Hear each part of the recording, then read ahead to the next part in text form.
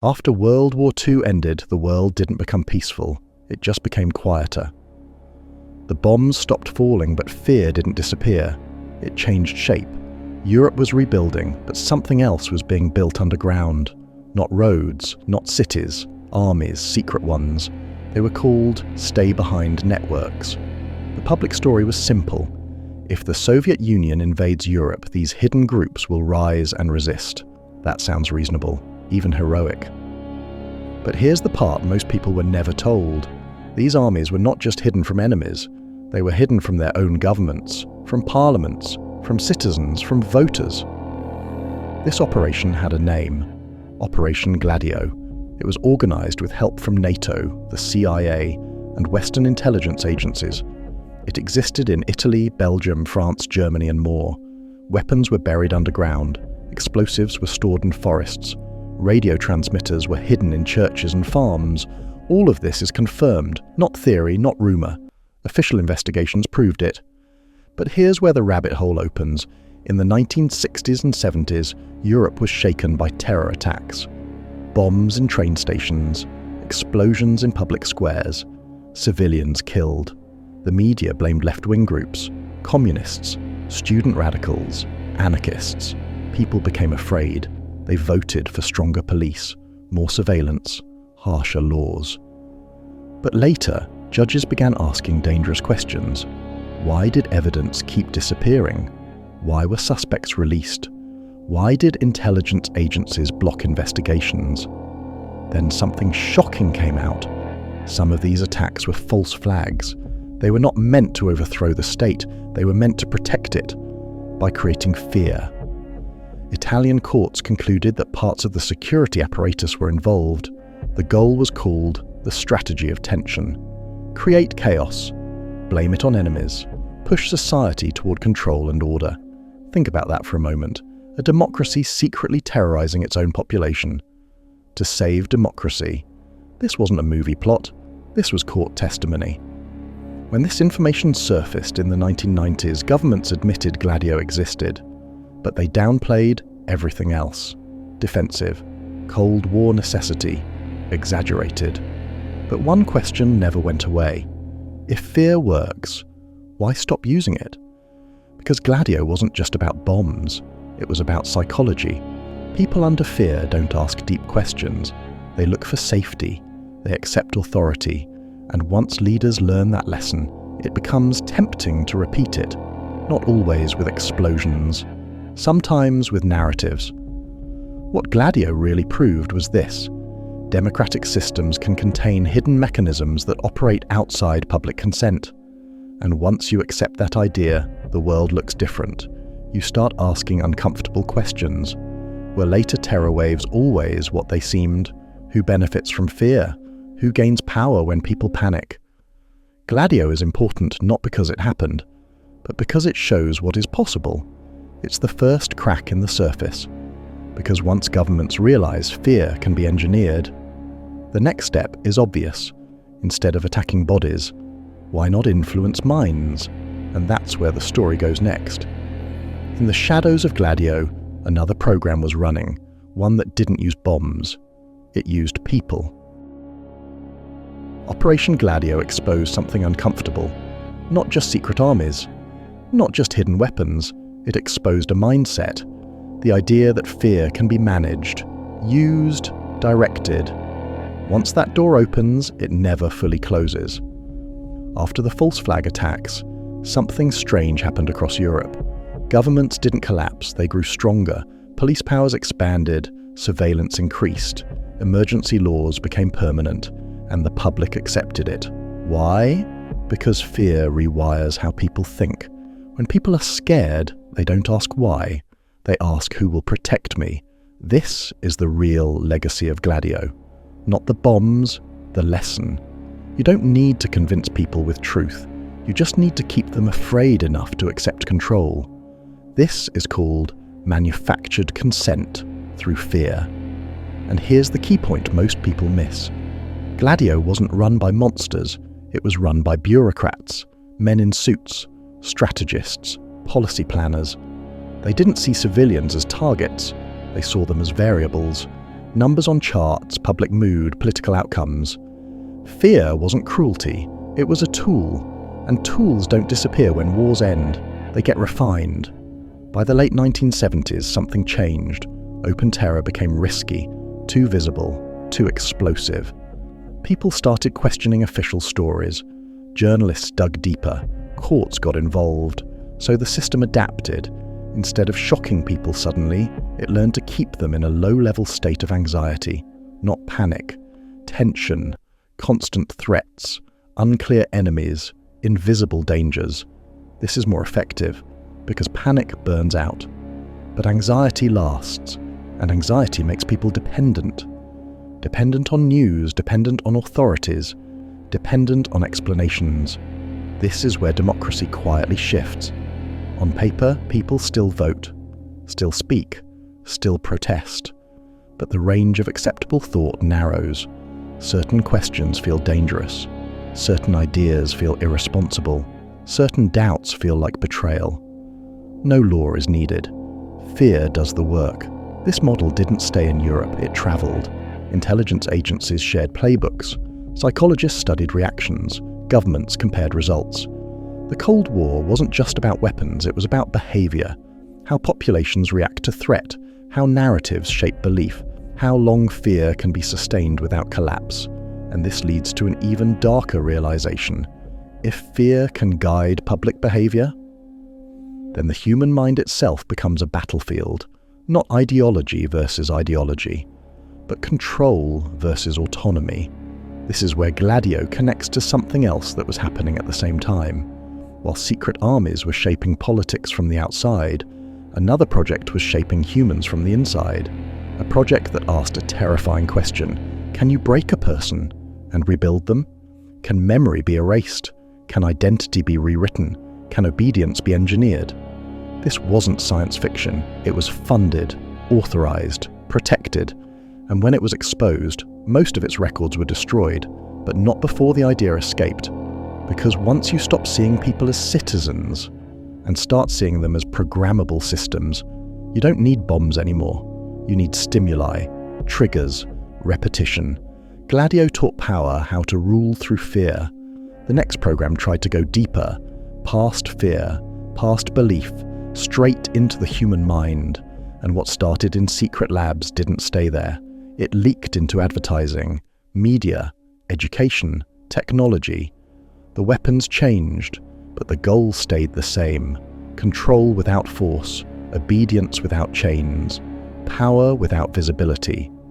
And the name of that next chapter was MK Ultra.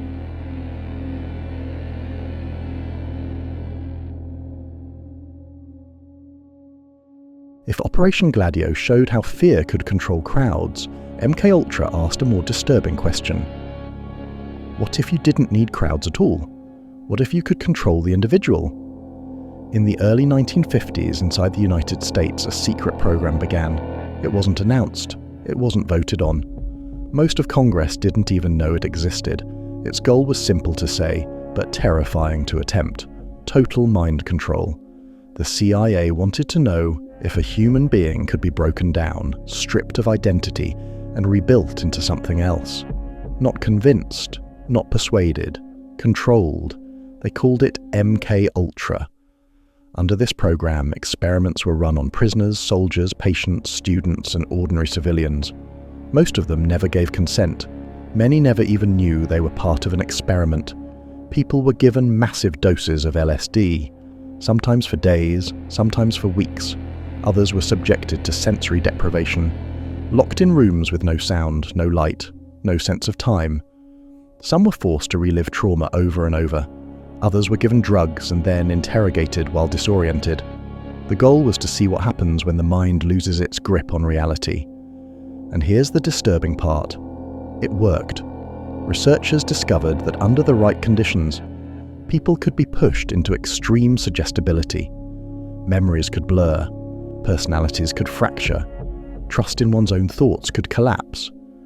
This wasn't about creating super soldiers. That was a myth. It was about destroying resistance.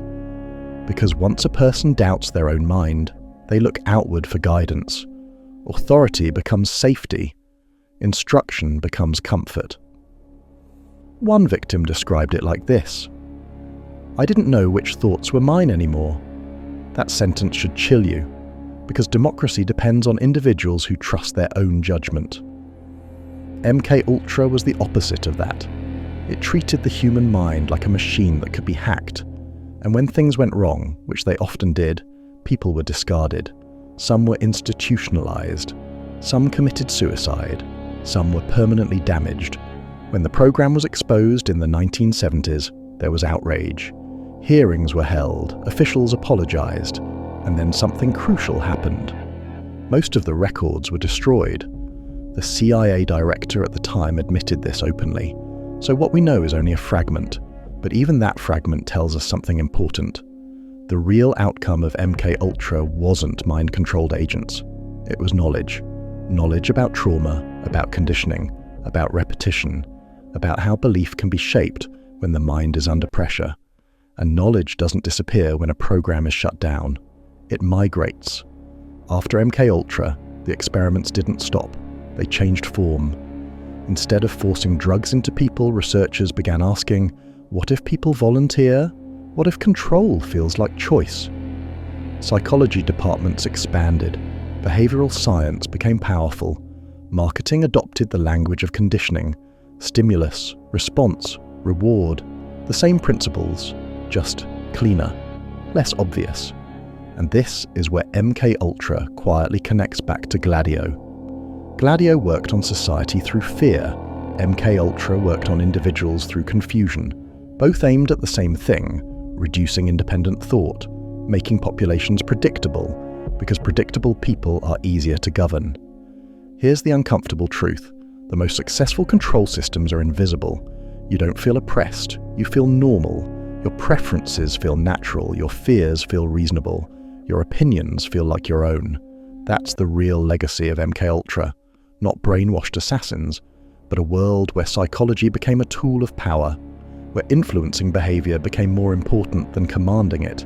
And once governments learned how fragile identity could be, they didn't need to run secret labs anymore. They could outsource control to culture, to media, to advertising, to education, to technology. The lab expanded, and the test subjects multiplied, which raises the next question. If minds can be influenced, who controls the stories those minds consume? Because the strongest suggestion isn't a drug, it's a narrative. And that's where the next chapter begins, with the quiet takeover of information itself. Before algorithms decided what you see, before feeds, trends, and recommendations, there was the media, newspapers, radio, television. And long before people questioned algorithms, intelligence agencies had already asked a dangerous question. What if you don't need to control people directly? What if you just control what they believe is real?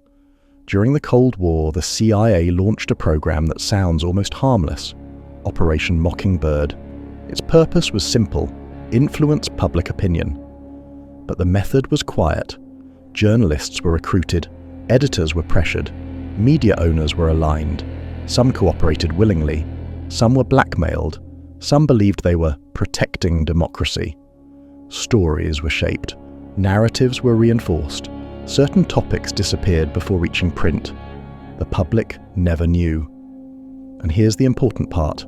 This wasn't about lying all the time. That's inefficient. It was about framing. What stories get attention?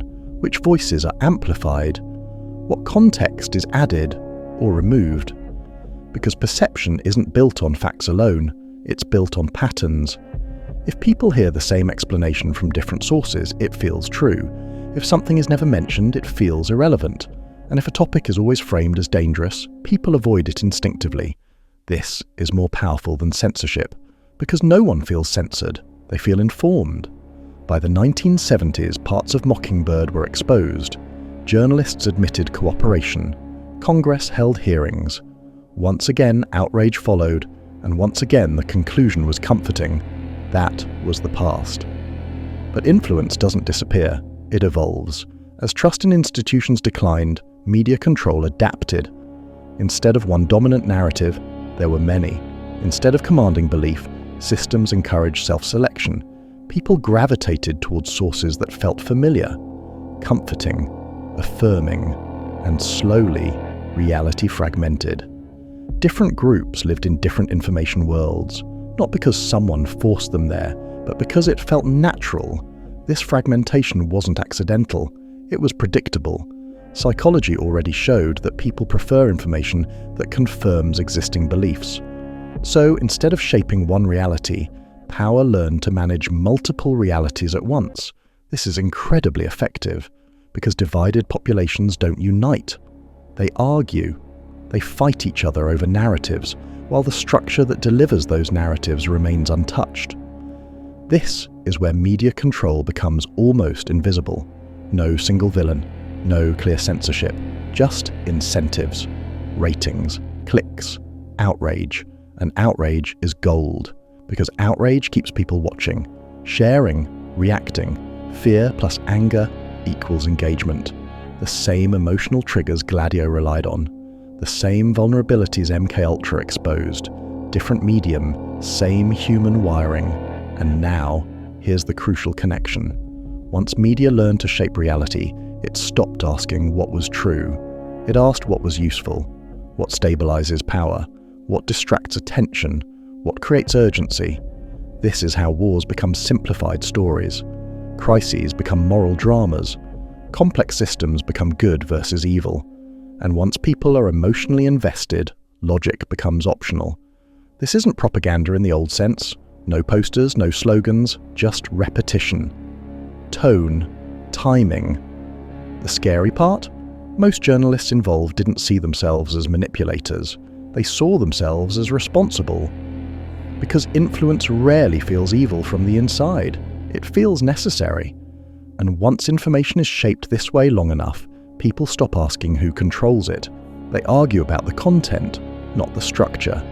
But structure is where real power lives. Because whoever controls information flow doesn't need to control conclusions.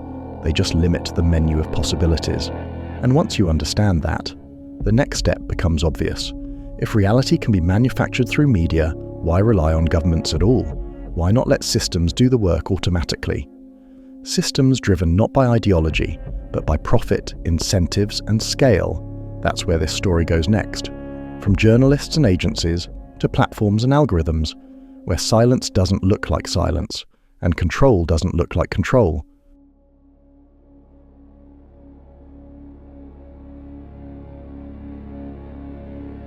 When people think about censorship, they imagine bans, books burned, accounts deleted, voices erased.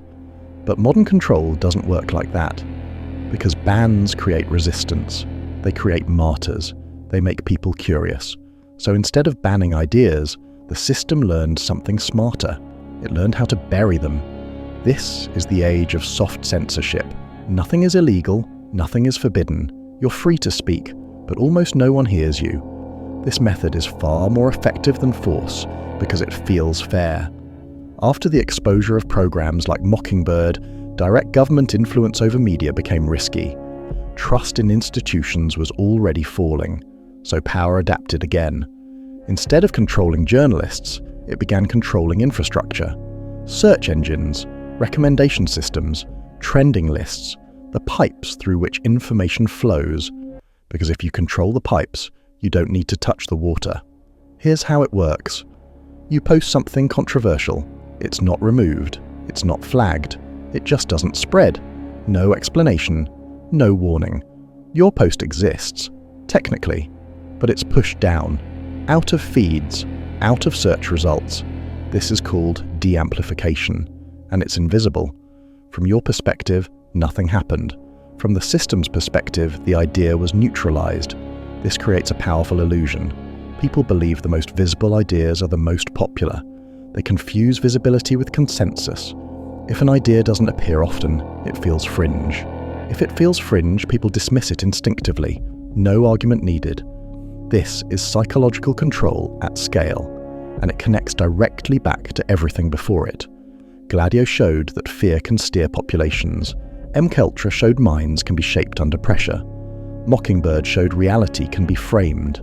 Soft censorship combines all three. It uses fear, fear of being ignored, labelled or isolated. It uses psychology. Humans crave social validation. It uses framing. What's visible feels legitimate. This system doesn't need to silence everyone. It only needs to control what feels normal. And here's the part most people miss. Algorithms don't need to be evil. They just need goals, engagement, retention, profit. Content that causes friction is risky. Content that creates panic is unstable. Content that questions foundations is unpredictable. So it's quietly reduced. Not because it's false, but because it's inconvenient. This is why modern censorship feels neutral. It's just the algorithm. It's not personal. It's automated. No villain. No meeting room. No conspiracy in the cartoon sense. Just incentives. And incentives shape reality more effectively than ideology. Now think about what this does to society. Public debate becomes shallow. Complex ideas disappear. Nuance dies. People argue over simplified versions of reality. Left versus right. Us versus them. Good versus evil. These arguments feel intense, but they're safe. Because they never question the underlying systems. They fight over narratives, not structures. And structures remain untouched. This is why modern power loves culture wars. They generate endless noise without threatening foundations. Meanwhile, ideas that question economic systems, surveillance models, or power concentration fade, not banned, just unseen. This is the final evolution of media control, not commanding belief, not enforcing silence, but shaping the environment so that only certain thoughts thrive. The same way MKUltra learned to shape minds by shaping conditions. The same way Gladio shaped politics by shaping fear. Different layer, same logic. And now, here's the turning point in the story. Media control doesn't exist on its own. It serves something larger, because influencing belief is useless unless it protects power. So the question becomes, who benefits most from controlled narratives, predictable behavior, and endless distraction? The answer isn't politicians. They come and go. The real beneficiaries operate above elections. They don't argue on TV. They don't trend online. They move quietly through numbers, through debt, through markets, through financial systems so complex most people never question them. Because while people are busy arguing about stories, something else is being managed. Something more powerful than media. Something that decides which countries rise and which collapse. That's where the rabbit hole leads next. Not to ideology, but to money.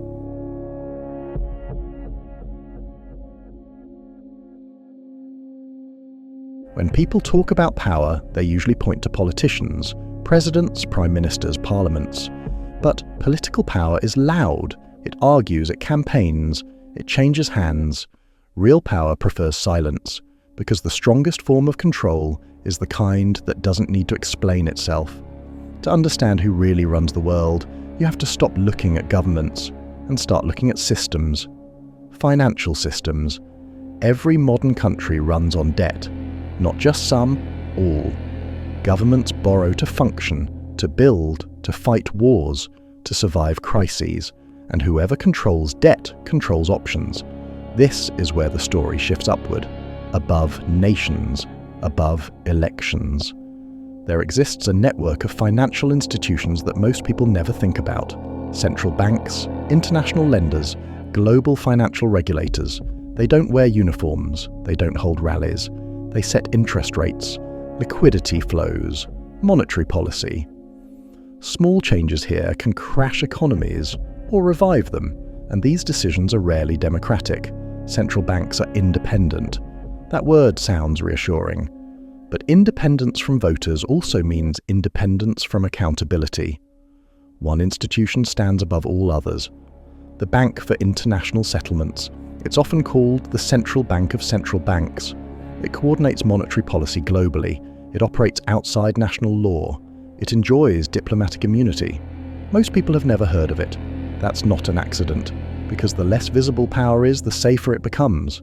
Now connect this to what we already know. Media shapes what people talk about. Fear shapes how people react. Psychology shapes how people decide. Finance shapes what's possible. When a country falls into debt crisis, democracy becomes fragile. Austerity follows. Public anger rises. Political extremes gain traction, and then the same cycle repeats. Fear, division, control. This pattern appears again and again. Latin America, Africa, Asia, Europe. Different cultures. Same outcome. Debt restructurings come with conditions. Cut social programs, privatize assets, open markets. These decisions are framed as technical necessities, economic realism, but they reshape entire societies. Who benefits? Large financial institutions, multinational corporations, investors insulated from consequences. And here's the uncomfortable truth. Wars are deeply connected to finance, not always started for money, but sustained by it. Wars justify borrowing. Borrowing increases dependency. Dependency reduces sovereignty. This is why military power and financial power are inseparable, and why intelligence agencies and banks cooperate quietly. Information is currency. Stability is profit. Chaos is opportunity. This doesn't require a secret meeting. It's structural. People inside the system don't see themselves as villains. They see themselves as managers, risk managers, stability managers, crisis managers, just like Gladio planners saw terror as necessary, just like MK Ultra researchers saw suffering as data, just like media gatekeepers saw framing as responsibility. Power always speaks the language of necessity. Now here's the crucial link. Financial systems hate unpredictability. They want stability, predictable populations, predictable markets, predictable reactions. This is why surveillance, media control, and psychological influence matter. They reduce volatility. They keep the machine running smoothly. People argue about culture, but markets stay calm. People protest, but debt remains. This is modern control, not authoritarian, not democratic, technocratic, governed by numbers, not votes. And once you see this, something else becomes clear. Crises aren't always failures. Sometimes they're tools, because every crisis allows systems to reset in their favor. New rules, new controls, new debts. And the public accepts it, because they're scared. The same fear Gladio weaponized, the same psychological vulnerability MK Ultra explored, the same narrative shaping media perfected, all converging. But finance alone isn't enough, because numbers don't move themselves, people do. And to manage people at scale, you need something more powerful than money. You need data. You need to know what people think, want, and fear in real time. That's where the next layer comes in. Not banks, not governments, but platforms, and a new kind of power that doesn't rule through laws, but through prediction.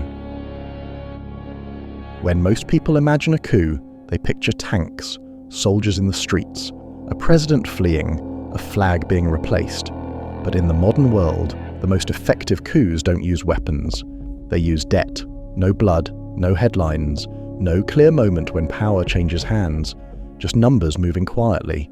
This is how countries fall without being invaded. It usually begins with a crisis. Sometimes it's real, sometimes it's exaggerated, sometimes it's engineered. A financial collapse, a currency crash, a war, a natural disaster. Crises create urgency. Urgency suspends debate. People don't ask long questions when they're scared. They want solutions, fast ones.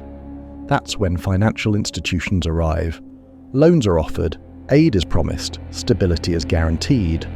But help is never free. Every loan comes with conditions.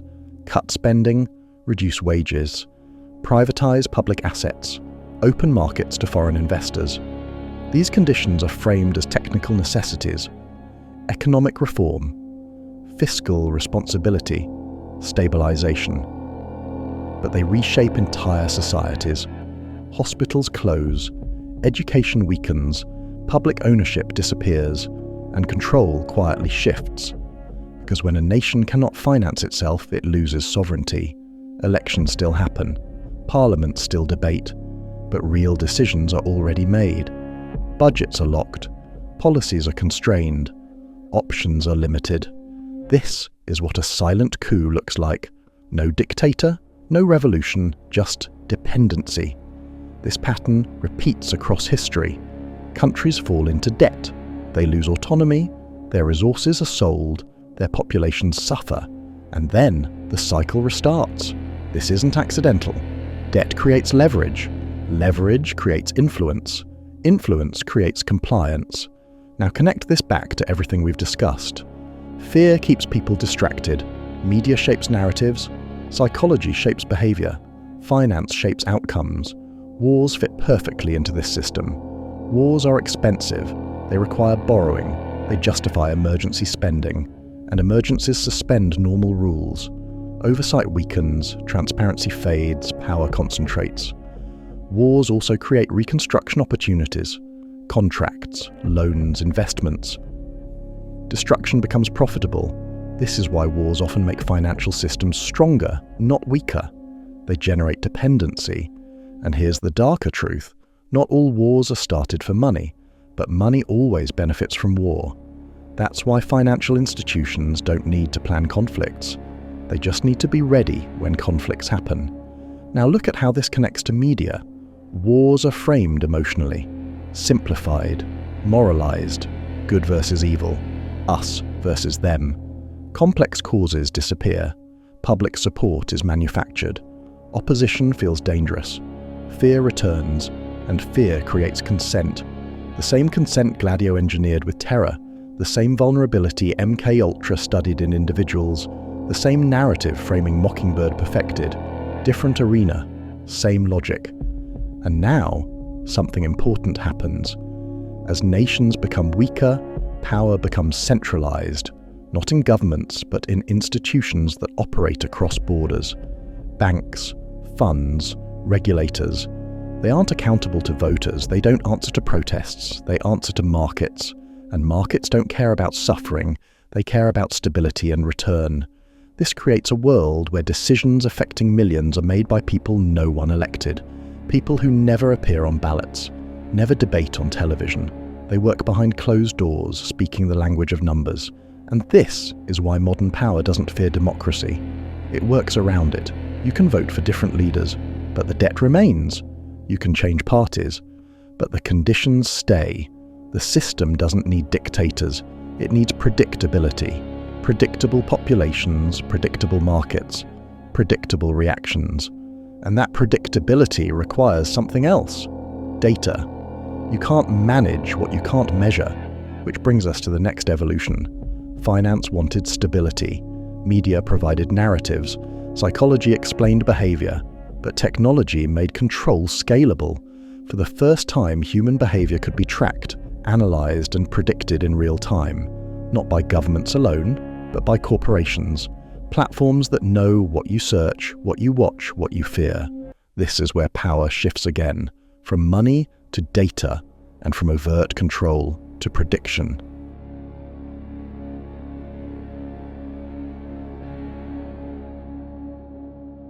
At some point in modern history, crisis stopped being something governments responded to. It became something they managed, and eventually something they depended on. This is what many political theorists call the permanent crisis doctrine. The idea is simple but unsettling. A population in crisis is easier to govern than a population at peace. When people feel safe, they ask questions. When they feel stable, they demand accountability. When they feel secure, they imagine alternatives. Crisis interrupts all of that. Fear narrows attention. Urgency shortens memory. Emergency suspends debate. This is not a theory invented by conspiracists. It's written openly in policy language. Emergency powers, temporary measures, extraordinary circumstances. The key word is always temporary, but temporary never ends. Every generation grows up inside a different crisis. Cold War nuclear fear, terrorism, economic collapse, pandemics, climate catastrophe, digital instability. Each crisis justifies new controls, surveillance to prevent attacks, financial oversight to prevent collapse, health tracking to prevent spread, content moderation to prevent harm. Each one sounds reasonable, and individually, many of them are. But here's the trick. Nothing is ever rolled back. Crisis adds layers. One emergency becomes the foundation for the next. This creates a permanent state of exception, a world where normal rules never fully return. And once governance operates in emergency mode long enough, it forgets how to function any other way. Fear becomes the operating system. Now connect this to psychology. Under fear, humans become reactive. They prioritize short-term safety over long-term freedom. They accept trade-offs they would normally reject. Privacy for security, autonomy for guidance, rights for protection. Fear doesn't need to be overwhelming. In fact, constant low-level fear works better. Too much panic causes revolt. Too little causes apathy. Permanent crisis lives in the middle, a steady background anxiety. Something always feels wrong. This state produces compliance without force. People police themselves. They adjust behavior just in case. They avoid saying certain things. They hesitate to explore. They defer to authority, not because they are ordered to, but because risk feels too high. This is far more efficient than repression. Now bring in media. Crisis thrives on visibility. Breaking news, alerts, urgent headlines. The world is presented as a sequence of threats. Complex problems are simplified into emotional narratives. Fear spreads faster than understanding, and media ecosystems reward escalation. Calm doesn't trend. Stability doesn't go viral. This isn't coordination, it's incentive. Fear keeps attention locked, and attention fuels surveillance capitalism. Which brings us back to the system. Permanent crisis creates data. Anxious people interact more. They search more, they scroll more, they react more. This produces clearer behavioral signals. Better data improves prediction. Prediction enables preemptive control. Control stabilizes the system, just enough to keep crisis from resolving. The system doesn't want collapse, it wants managed instability. Now connect this to power. Traditional power ruled through ideology.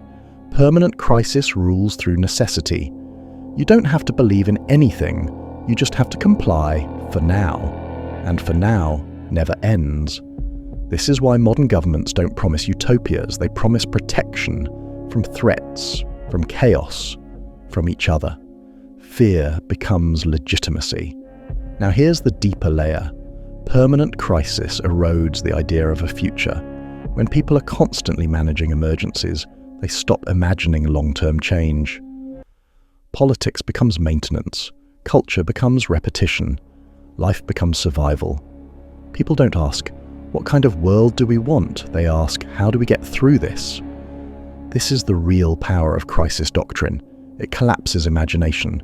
And without imagination, resistance has no direction, no vision, no alternative, just reaction.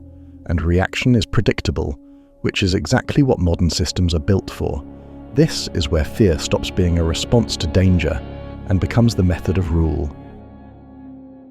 Permanent crisis is not a mistake of modern governance.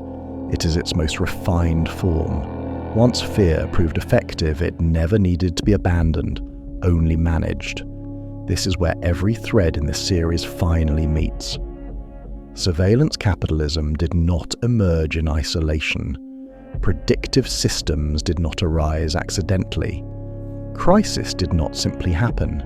Each evolved because it solved a specific problem of power.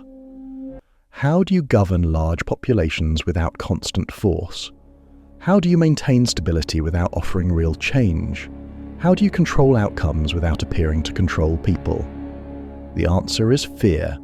Sustained, calibrated, unresolved. Permanent crisis provides justification. Surveillance becomes protection. Prediction becomes prevention. Restriction becomes responsibility. Every measure is framed as temporary, rational, and necessary.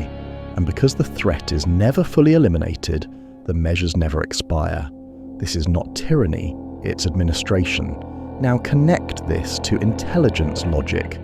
Intelligence agencies learned long ago that uncertainty is more powerful than certainty. An enemy you can't see creates vigilance. A threat you can't define creates dependence. Permanent crisis operates the same way. The danger is always present but never fully clear. vague enough to apply everywhere, serious enough to justify anything. This ambiguity is critical. Clear threats end. Ambiguous threats persist. Now bring surveillance back into the picture. Permanent crisis requires monitoring. You can't manage threats you can't detect. So systems expand observation, not only of actions but of intentions, speech, associations, patterns of behavior. Surveillance capitalism makes this scalable. People generate the data themselves. Fear drives participation. The more anxious people feel, the more they engage with systems that claim to protect them. Each interaction feeds the model. Prediction improves. Prediction enables preemption. Preemption justifies further control. The loop closes. This is not coordination, it's convergence. Each system reinforces the others. Now consider how prediction changes governance. If systems can estimate risk in advance, they don't need laws as much as filters. People aren't punished after breaking rules. They are quietly redirected before they do. Visibility reduced, opportunities limited, access denied, no confrontation, no resistance, just exclusion. This is governance without drama, and it works best when people are already anxious. Fear reduces tolerance for uncertainty. People accept guidance more easily.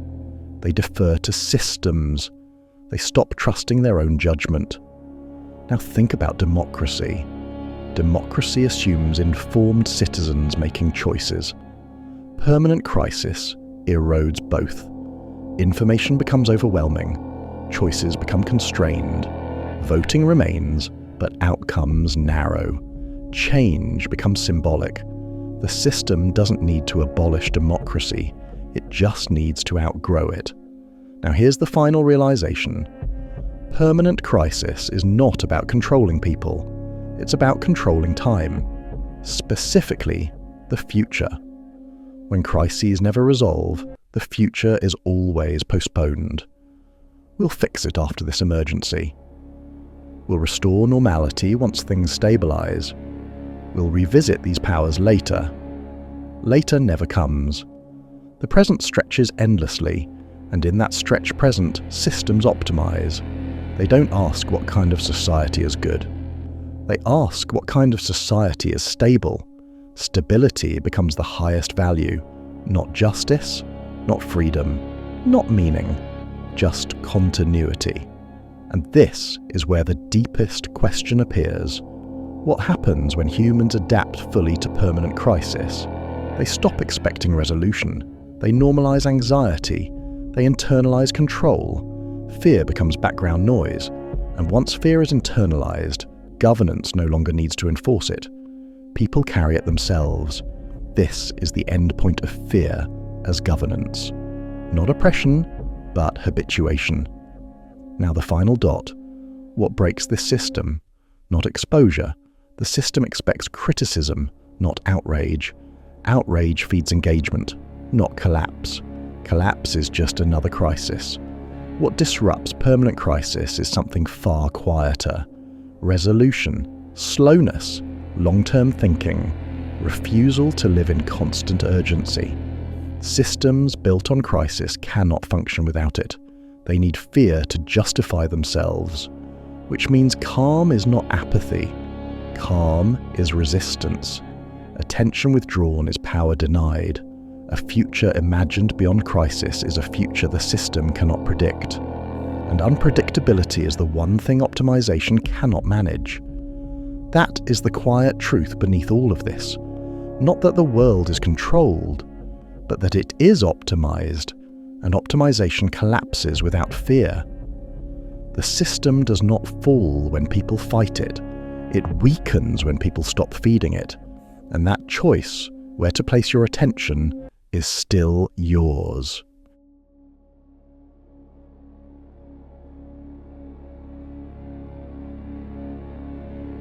Surveillance capitalism did not simply borrow ideas from intelligence agencies. It inherited their mission. Intelligence agencies were never just about spying.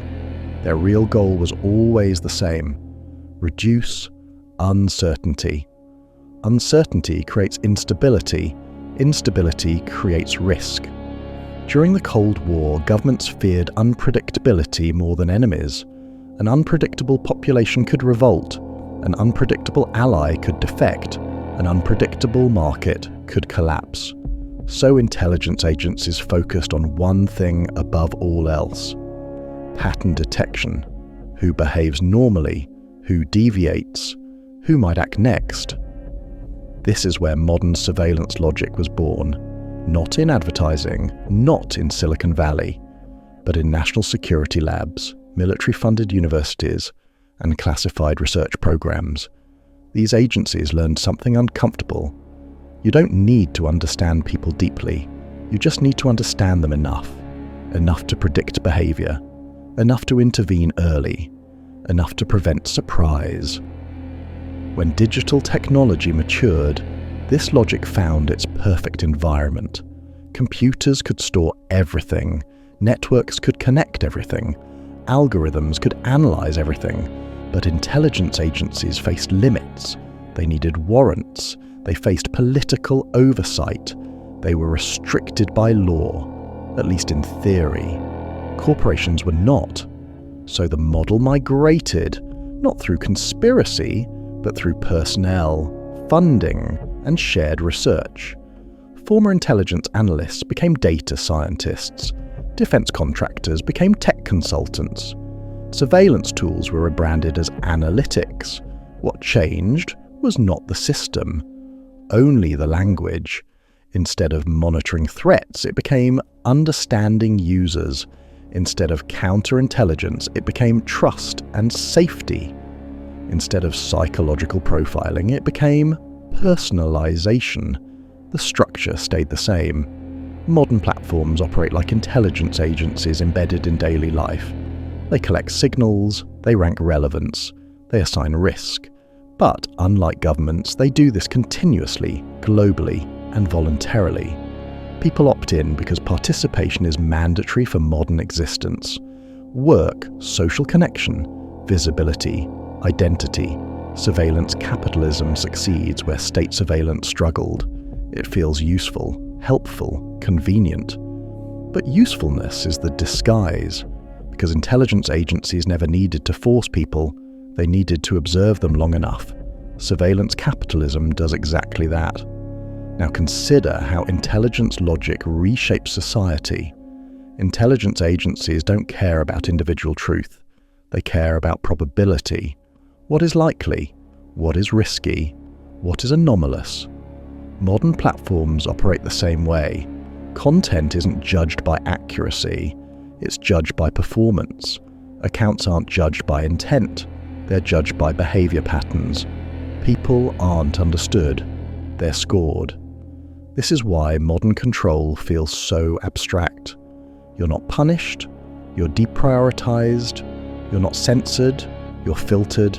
You're not banned. You're buried. These are intelligence tactics. Silent, non-confrontational, efficient. And because there's no visible enemy, resistance collapses. Who do you fight? An algorithm? A metric? A probability score?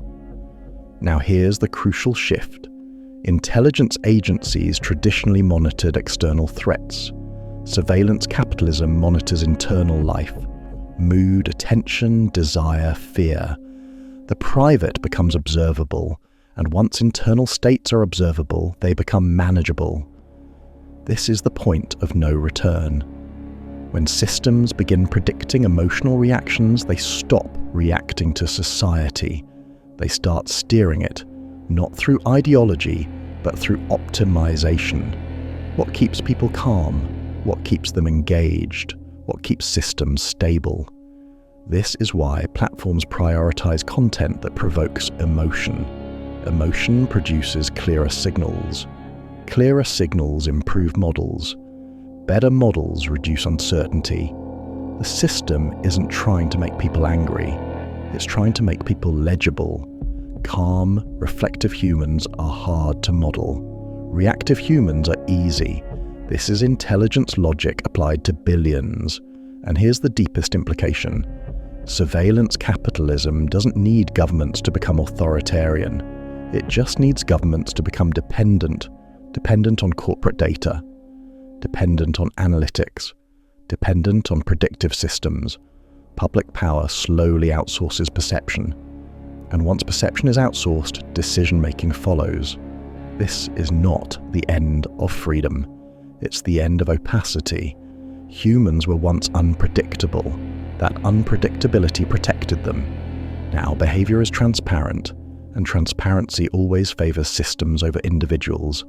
This is where we are, a world where intelligence methods escaped their original boundaries and became the architecture of everyday life. Intelligence agencies were never trying to control people. That's the misunderstanding. They were trying to eliminate surprise. Surprise leads to instability. Instability threatens power. Everything you've heard in this series leads to one conclusion.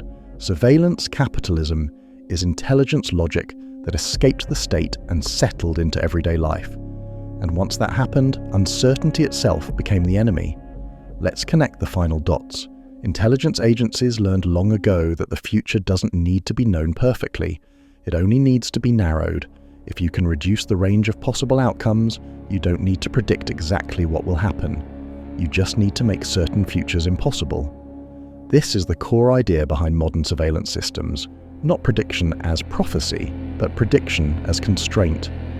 When corporations adopted this logic, something historic occurred.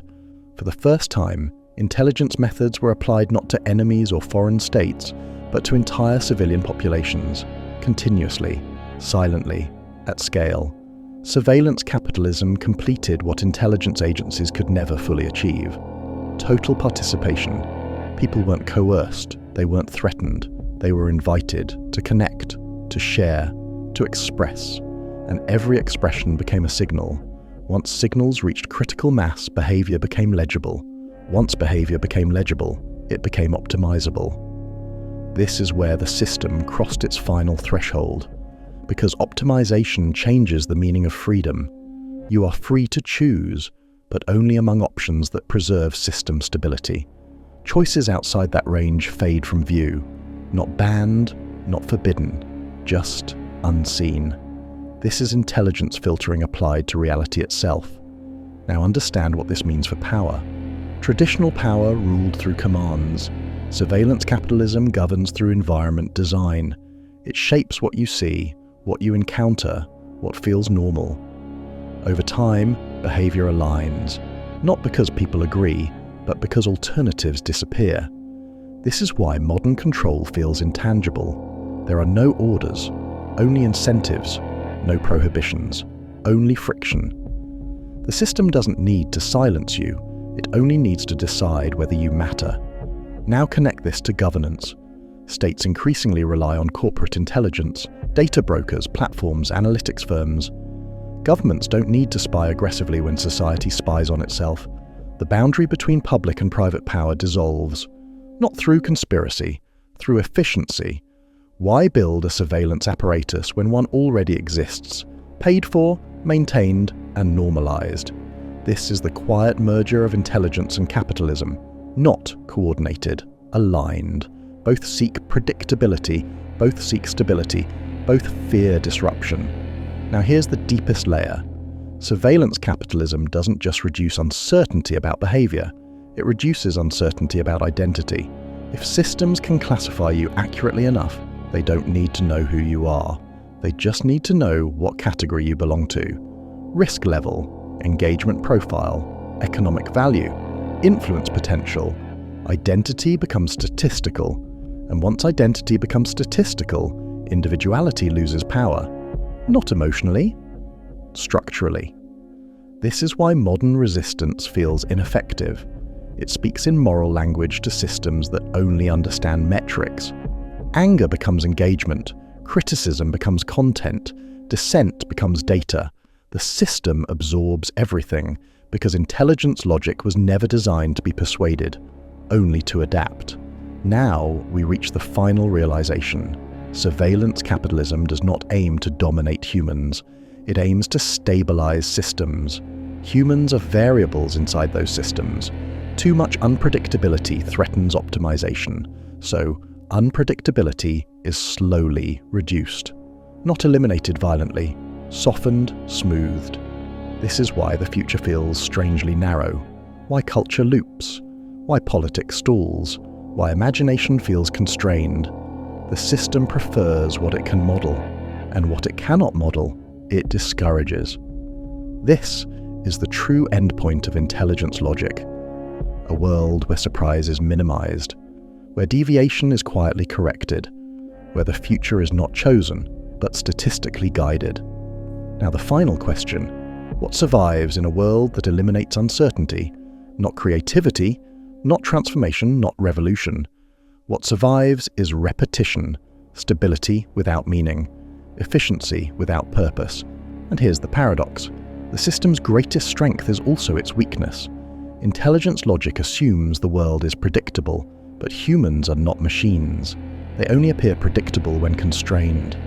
The moment people step outside constant engagement, outside fear, outside urgency, outside optimization, the models weaken. Silence creates blind spots. Slowness breaks prediction. Reflection disrupts metrics. If you've listened this far, something should feel different. Not scared, not shocked, just aware. Because the point of this entire rabbit hole was never to convince you that a secret group runs the world. That idea is comforting. It gives chaos a villain. The truth is harder. What governs the modern world isn't a group of people. It's a logic that began in intelligence agencies, matured in corporate systems, and quietly became the operating system of daily life. Let's connect every dot one last time. Intelligence agencies didn't start by wanting control. They wanted foresight. After wars, assassinations, collapses, and revolutions, one lesson burned itself into strategy. The greatest threat is surprise. So intelligence evolved away from brute force and toward prediction. Signals, patterns, probabilities. When computers arrived, this logic scaled. When the internet arrived, it exploded. Then something unprecedented happened. This intelligence logic left the state, and capitalism picked it up. Corporations realized that human behavior could be tracked more easily than enemy movements. Clicks replaced communications intercepts. Profiles replaced dossiers. Algorithms replaced analysts.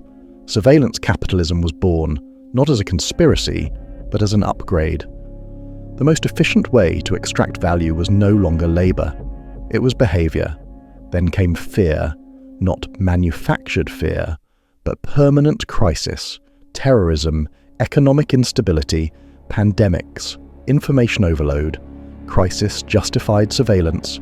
Surveillance normalized data extraction. Data extraction trained prediction systems. And prediction systems reshaped environments. This is the loop. Fear keeps people reactive. Reactivity creates data. Data fuels models. Models shape behavior. At no point did anyone need to sit in a room and plan this. Systems align naturally around incentives. Governments want stability. Corporations want predictability. Platforms want engagement. The same tools serve all three. That's why resistance feels strange today. There's no clear enemy, no headquarters, no manifesto, just interfaces, feeds, dashboards, notifications. This is power without a face, and that's what makes it durable. Now here's the most important realization. You were never meant to see the system. Not because it's secret, but because visibility weakens it. The system works best when it feels like reality itself, when behavior feels like choice, when influence feels like preference, when limitation feels like convenience. That's why nothing here feels dramatic. No uniforms, no chains, no commands, just comfort, speed, and personalization. This is control that doesn't feel like control. Now connect this to identity. When systems can predict you, they don't need to understand you. You become a probability, a risk score, a market segment, an engagement profile. Your inner life doesn't matter, only what leaks outward. This is why modern life feels fragmented. You are whole, but the system sees pieces, and it acts on the pieces. Now comes the final dot. What happens when intelligence logic governs everything? Politics becomes management. Culture becomes optimization. The future becomes constrained, not locked, just narrowed. Radical change becomes statistically unlikely, not impossible, just discouraged. This is why everything feels stuck, endlessly updating, but never transforming. And now, the quiet truth. The system is powerful, but it is not omnipotent, because it has one fundamental weakness. It cannot understand what it cannot measure. It cannot predict what refuses to perform. It cannot optimize silence, slowness, or inner life. Surveillance capitalism depends on participation, attention, expression, reaction. Without those, the system loses resolution. The picture blurs. That's why disengagement is more threatening than rebellion. Why contemplation is more disruptive than outrage. Why depth resists metrics. This isn't a call to unplug completely. That's unrealistic. It's a call to see. Because once you see the system as a system, it stops feeling like destiny. You realize not everything is manipulation, not every pattern is intentional, not every future is fixed, but many outcomes are nudged, many paths are smoothed, and many possibilities are quietly starved.